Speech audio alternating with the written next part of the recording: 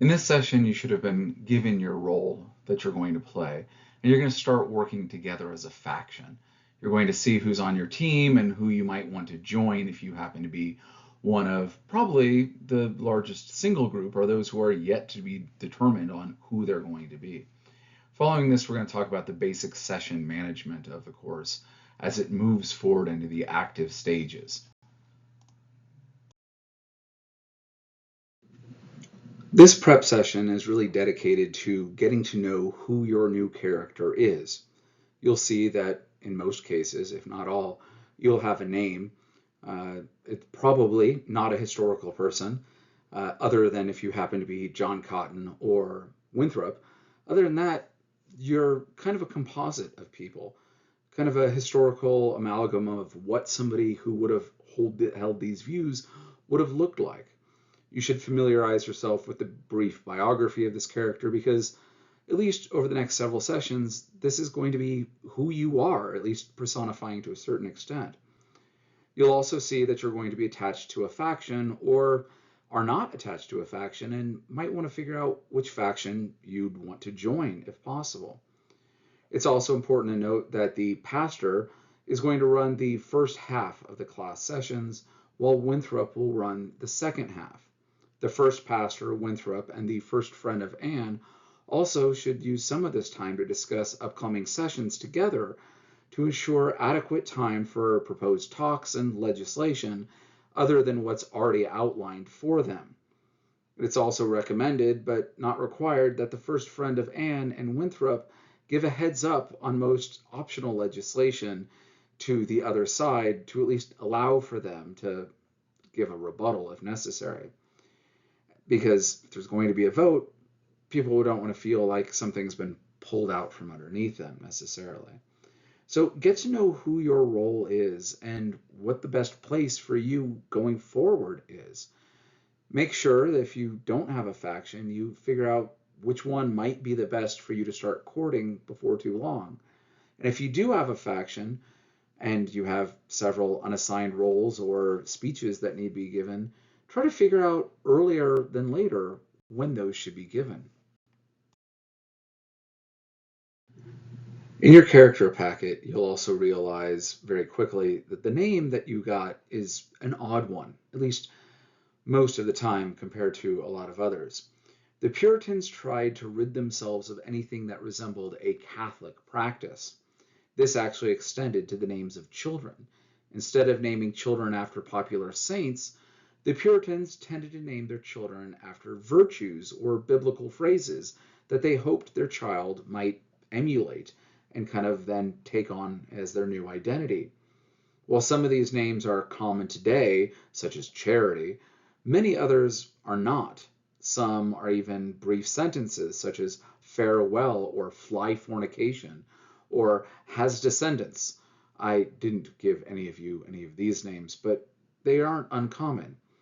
It's also kind of a heads up or a nod that many of the immigrants who are coming are people whose parents probably weren't Puritans.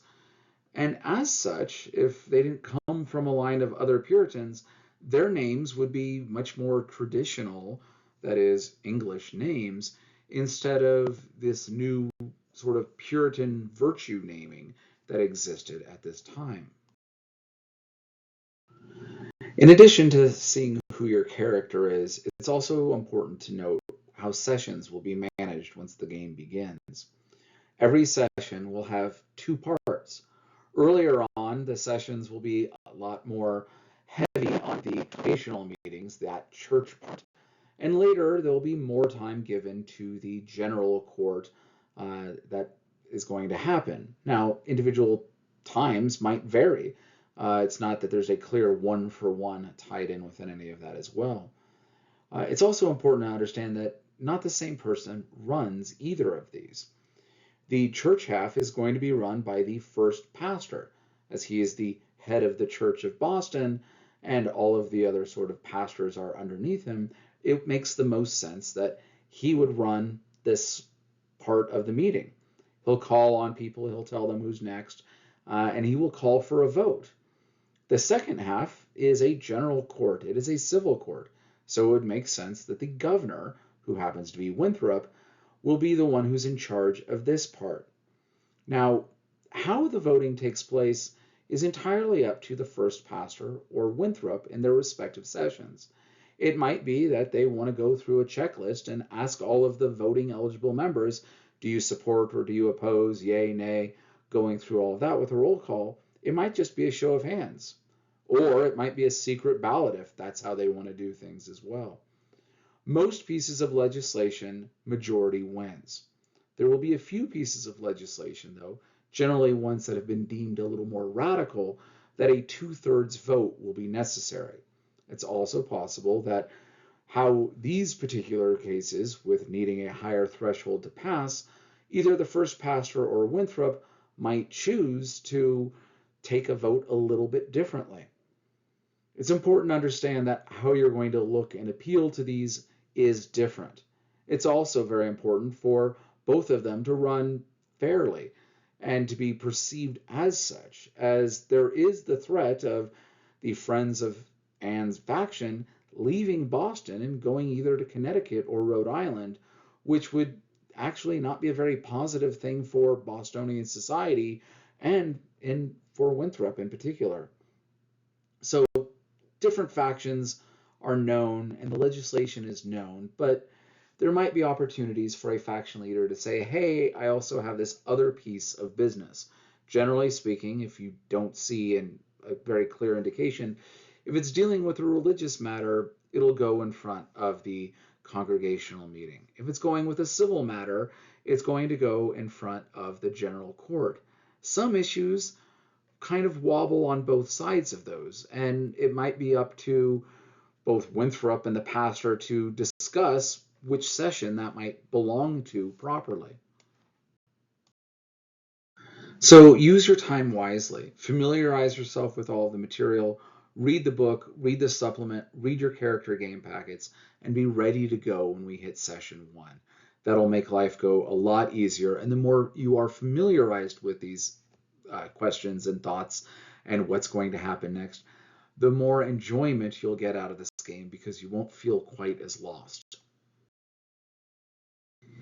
If you have further questions as to when you're supposed to give a speech or what it's supposed to look like, go to your faction leader. If you don't have a faction quite yet, chances are your first speech is actually going to be already listed as you trying to present yourself to the church, at which point that's going to happen on that session when you're called for by the first minister. If the question is beyond that, feel free to reach out to the GM. In some cases, the GM might not know how that actually is going to go because it's something that's negotiated or navigated between Winthrop and the first pastor and the first friend of Anne. So endeavor the best you can to figure these out. The more familiar you are and the more confident you are in your own character, the sooner this will just become an easy exercise and something that is enjoyable to you as well as anyone else.